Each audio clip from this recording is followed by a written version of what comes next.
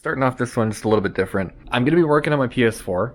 I haven't used that thing in forever. But my plan for that was I bought this little like thermal probe thing, and I was going to monitor the temperatures before and then changing the thermal compound and monitoring them after to see what kind of difference they get. But because it's so inaccurate, then it just really doesn't matter. Tons of videos out there already of people changing thermal compound on PS4s, and it always makes an improvement.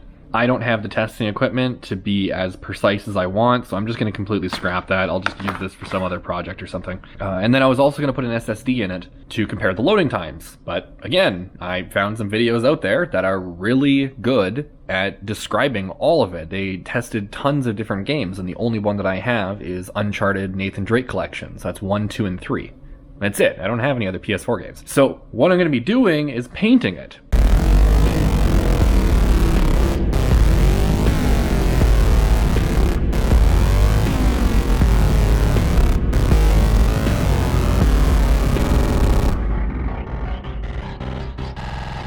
Now, I don't have like the fancy PS4 or whatever, so like if we go over here, on the PS4 itself, mine is entirely matte. There's no shiny part. On the higher end one with the 1TB hard drive, this piece right here is gloss black. And I got it with 2 controllers, so that's just like the regular controller, and then here is a white one. With the console in mind, the higher end one, this portion right here is gloss, the rest of it is matte. On the controller instance, right around the buttons, it's gloss, but then the entire top portion is actually matte. Now, what I was thinking is when painting this, if I just make the entire top gloss, and then for the bottom, I'm just going to keep it matte, so that way when you put it down, it's not going to easily show scratches right away. Plus, it kind of has like this little like trim on the bottom, so it'll be matte and then gloss, so I think it'll work out fairly well. Which is why over here I have Duplicolor Matte Clear Coat, Premier Gloss Clear Coat, and then again Premier Gris Havernel. The only thing that's kind of bumming me out on this is I wanted to make it like somewhat subtle so it doesn't stand out a whole lot. But I wanted it to be different than factory. The PS4 comes in white and black, so I figured I'll do gray. It's right in the middle, it works out, everything will be fine. And then I realized that there's that special limited edition PS4 that's supposed to replicate like the original PS1. So now I'm just basically making a cheap knockoff version of that, and I kind of put this off for a few days because I was thinking of like different color schemes and stuff I could go for, like something that would match the living room. I figured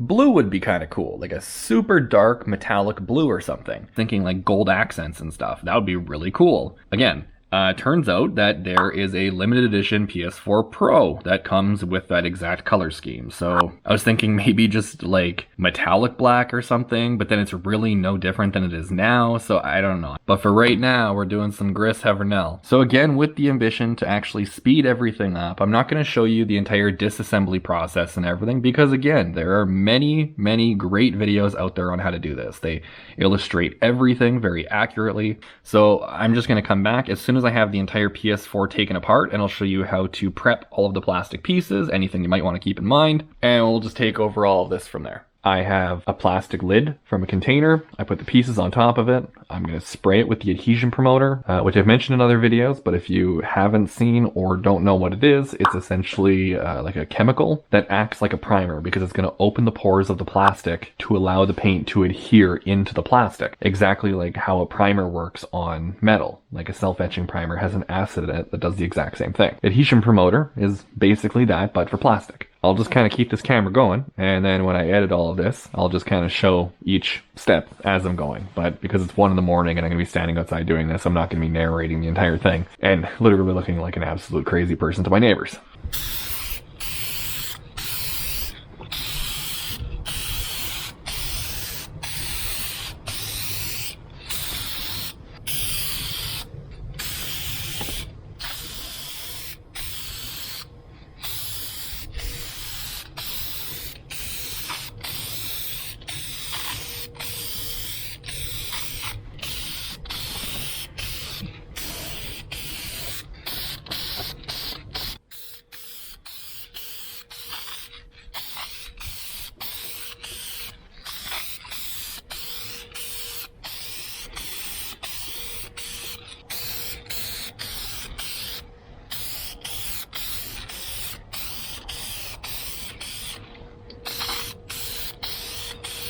I have to prop this up because I need paint on this side. I had to kind of spin around so that way I can spray up like this.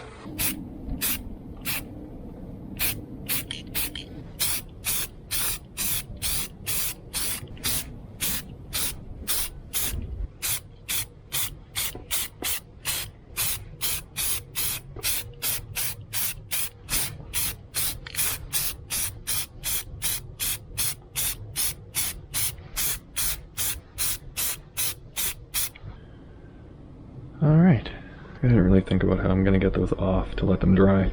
Ah, god damn it.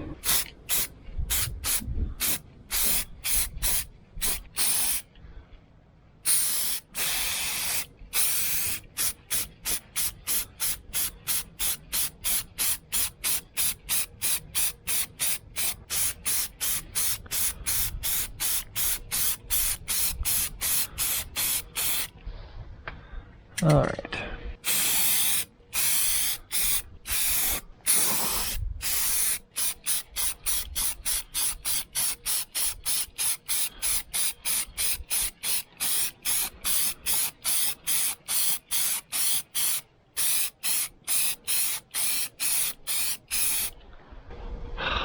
It is literally the identical color to an original PlayStation. So now I just get to leave this until tomorrow. Alright, so I finished the clear coat. I was having tons of issues with the matte clear coat that I ended up using on like the other pieces here. Again, just skipped all of that because I'm literally just reassembling the console that was a different color. So I'll just take this piece off for now. I just had it sitting there. So you can see in the light reflection on it, like there's tons of imperfections in here because this is textured plastic.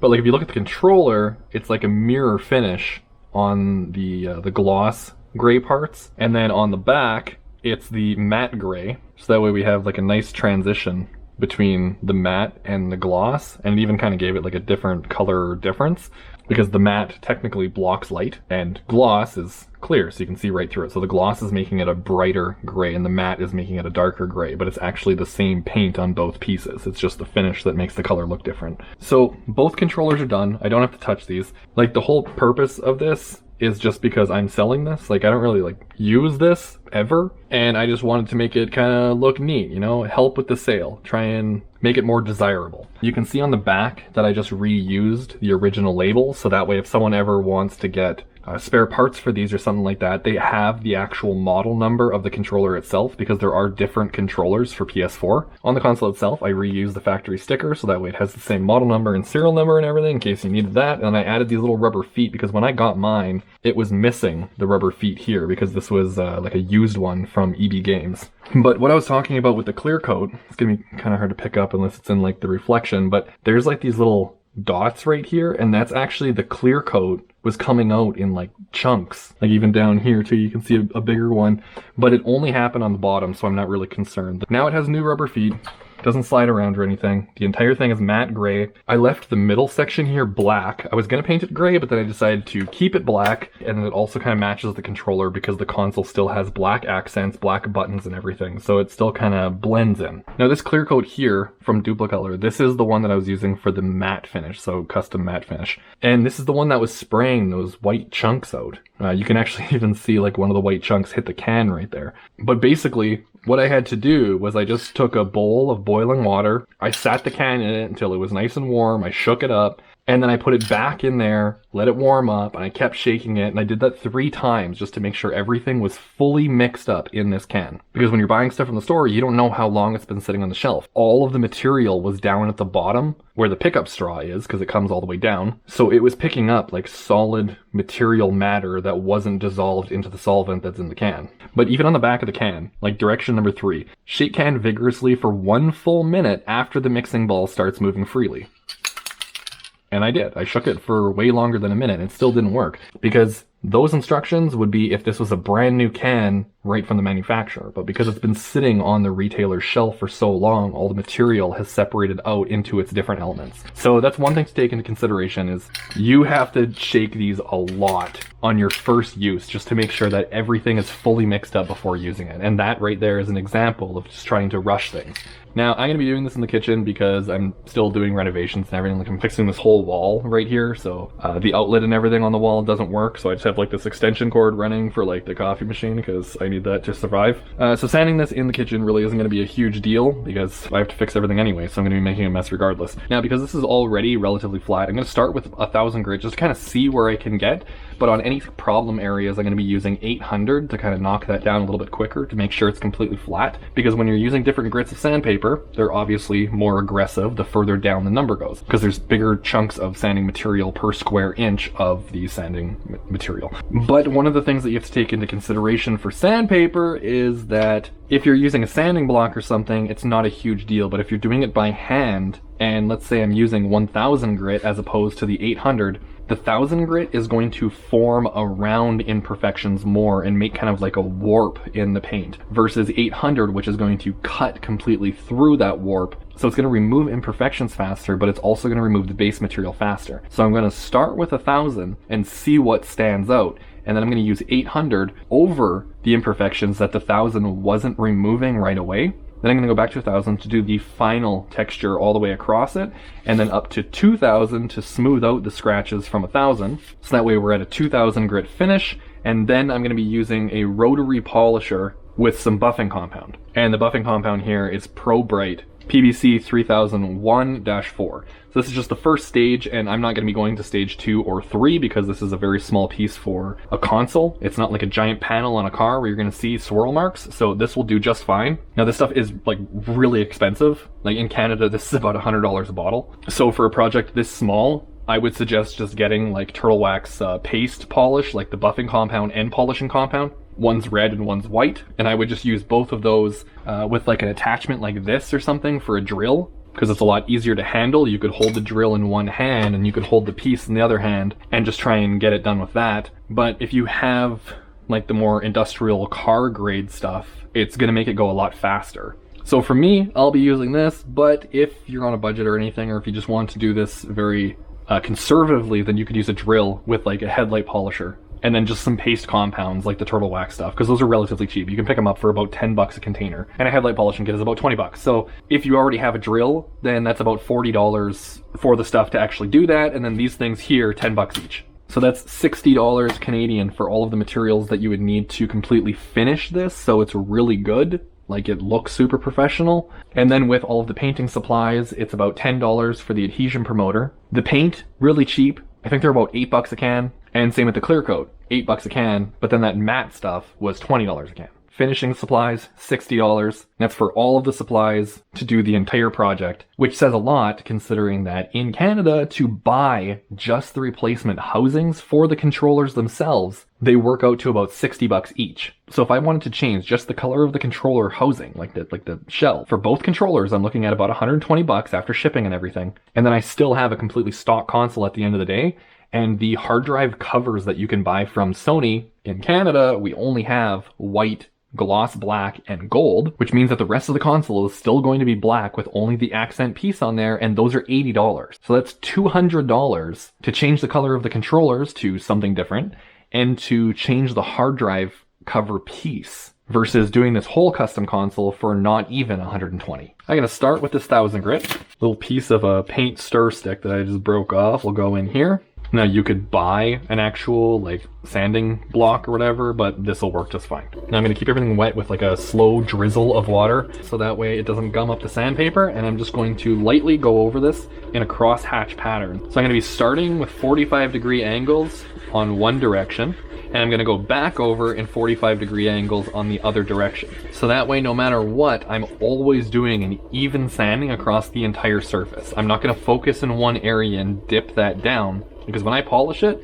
that'll be an indent that you'll see in the finish. Make sure that I get a good scuff going across the entire surface, and then I'll wash it off, dry it, and we can see the matte areas where the sanding has broken down through the gloss of the clear coat, and we're going to be able to see any surfaces that the 800 needs to cut through first. Okay, so I've gone over this quite a few times now. We'll be able to see all of the matte areas and determine whether or not there's anything that we have to use the 800 grit for. you're only going to be able to see this in the reflection of the light coming off of it. But there's tons of shiny areas, and that's where we haven't hit yet. And all of the dull areas are what we've already hit. But I'm getting a really good uniform flat texture across all of like the bumps in it. And even on those imperfection areas, they're actually coming down pretty good. There's a very minimal amount of gloss around them, and that was what I was concerned about. So like right here in this corner, I'm not sure if you're going to be able to pick that up, but on the edge it's matte all the way across because the edges will always sand down the quickest. And it's just touching the end of that, but there's basically nothing being sanded around it. So that right there might be too high for the 1000 grit to take down before it wears through the edge. And that's what I was concerned with the 1000. But realistically, I think because I've done 3 coats of clear coat on this, because I knew I was going to be sanding most of it down, this is actually going to come out completely fine, and I'm not going to have to go to the 800. 1000 will be enough for this entire thing. I'm just going to keep going with this back and forth, the 45-degree angles one way, and then 45-degree angles the other way. So that way I can get this down completely flat, wash it off, dry it, and then as soon as there's nothing shiny left, I know the surface is completely smooth, then I'll go on the side, the front, and maybe even touch up the back just a little bit, even though it's not visible being on the back of the console and everything, but you know, I want it to look good. I want to do a good job on it. And then I'm just going to go right back over it with the 2000 grit. So once you get to the drying period where you're drying it off to check the sanding that you've done, you'll be able to see a difference in the 2000 to the 1000, so you have to get rid of all of the 1000 grit scratches. And because this is 1K clear on plastic, it's going to heat up really fast, and heat is the enemy when you're buffing. You want it to be as cool as possible because heat will actually start to melt the paint and you'll burn through, and then this entire piece is basically totaled. Or use a 2K clear where the finish is going to be flawless because it's not going to seep into the textured finish as much. Now that the 1000's all done, I'm about to start the 2000. Like, there's going to be a visual difference when you dry it off, but there's also like a textural difference. So when you're sanding across it, you can hear it, but then as it smooths it out, it glides. So this part right here, I've already done. It's like glass. And then as I go to the part where I haven't, you can hear it. So you can actually feel the difference between 2000 and 1000. So once the entire surface feels smooth all the way across, I just like to give it like a once over pass. Most of the sanding marks all go in one direction because all one direction scratches will be significantly easier to remove. So like even if you just look at the reflection now, it almost already looks like glass, and that's just with water. So once it's actually polished, you won't even have the ripples of the water. So this is going to be like completely smooth like a mirror. I just have to finish sanding this up, and then once I have 2000 across the entire thing and it feels really smooth, then I'll be ready to start polishing. And then just to make my life easier, because this is like wielding a beast, I'm just going to leave this upside down running at low speed because it has a lock. Very dangerous. Highly recommended you don't follow those instructions. But that will allow me to take the piece and I can just lay it right across and do passes, as opposed to trying to hold this while holding the buffer with it locked and then going like this. Although safer because I am holding it, it's just going to be a lot harder for me to use. So I'm going to be keeping this at the lowest speed, locked, upside down, and my safety measure is that if anything is going to go south, I have the button right here that I can hit to undo the lock and stop anything from going, you know, significantly worse. The polish was sitting in the garage, so it's a little bit cold, so I want to warm this up in some hot water, shake it a couple more times, basically what I was explaining with the clear coat, because all of the material in that could have separated from it, so I'm going to shake that up a lot before using it. But you can see that there's no shiny surfaces left on this thing. There's a little bit right here by the PlayStation logo, because it's obviously recessed. But I did end up blowing through on that corner, and this corner, so that sucks, because the only way to fix that is to repaint the entire thing. But I'm fighting every urge in my body right now to just sand this down and repaint it and do it properly. But like I said, like I don't even use this thing. It's just been sitting. I bought it for Uncharted 4, and then when I bought the console, I realized that there was the Nathan Drake collection, which is 1, 2, and 3. So I wanted to replay the first 3 games before buying the 4th one. And then I never even got through the first one again before just life happened and I couldn't sit down and game anymore. I couldn't get back into the story of Uncharted. Except now there's rumors that it's going to be coming out for PC, so I might as well just wait for that. So like my objective here is to just make this look cool so I can sell it. And it is a used console, and I'm just trying to tell myself that, you know, some battle scars are okay. It doesn't have to look like it's brand new. It's not a brand new console. Like it's going to get some marks over time anyway, and this is just killing me. Like I want to redo this, but it's not worth it. And I just gotta let that sit. I gotta not think about this for a bit. Oh, there's an innuendo here. This pad is not primed or anything, so gotta get a fair amount in here. Just gonna rub it in. Make sure it soaks into that pad pretty good. Don't really have to do the middle because, well, I'm gonna be running it across. So the edges are doing most of the work. I have this on 1 right now, so it's the lowest setting. Turn it on, hit the lock. Now I can just take this piece very lightly. I'm only letting the piece just rest on here, and I'm just gonna rub it side to side. What I'm trying to do right now is only focus on this edge. I'm not actually going across the entire thing. Like, I'm going like this, so that way I'm getting kind of a cutting motion across, and you can already see how shiny this is getting. Now, I don't want the edge of the wheel, because it's spinning anti-clockwise, I don't want it to dig into this corner. So for this side, I'm going to be dragging it across this side, so the buffing wheel is pulling across, not into it, which could, like, grab the part and throw it back at me like that. I'm going to be dragging it across, so that way the leading edge of the buffer wheel is always rolling off of the surface. Okay, so that's good.